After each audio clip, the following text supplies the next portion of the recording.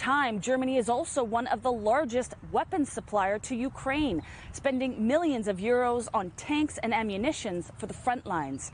Yet in this post-COVID economy struggling with inflation, which reached double digits last year, the idea of how much Berlin should spend on its military is still a very contentious topic within the coalition government and out on the streets. The 2% is an agreement amongst European countries, so we should stick to it, even as Germans. When you can't afford everything, in my opinion, it's more important to ensure safety. Everything else depends on it. All these measures can only be afforded if there is peace. I'm of the opinion that there are more important things.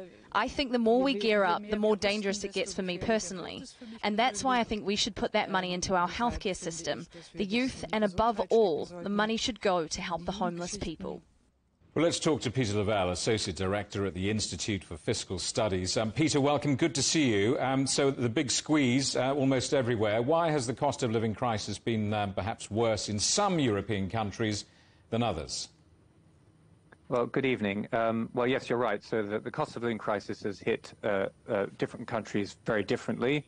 Countries in Eastern Europe are seeing very, very high rates of inflation. Hungary and Czech Republic are seeing much higher rates of inflation than other countries.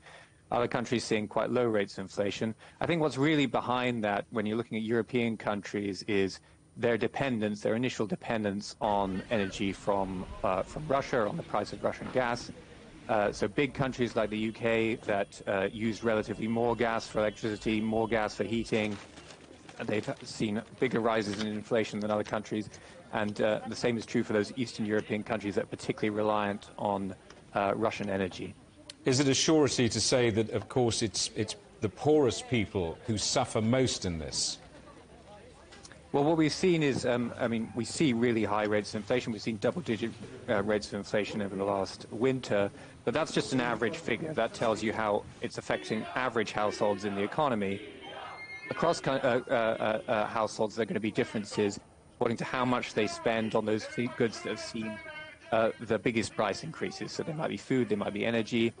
Those are the goods that are seeing really high, rapid price increases, and they're the ones that are most important for poorer consumers. So poorer consumers across European countries are seeing higher rates of inflation, even those headline figures suggest. So the call goes up across Europe, understandably.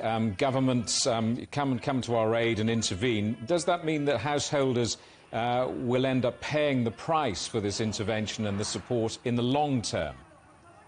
Yes, so the governments of Europe have produced enormous packages to help support consumers with higher energy bills over the last winter. This was about 1 to 1.5% of GDP. These are really significant amounts of money they're spending.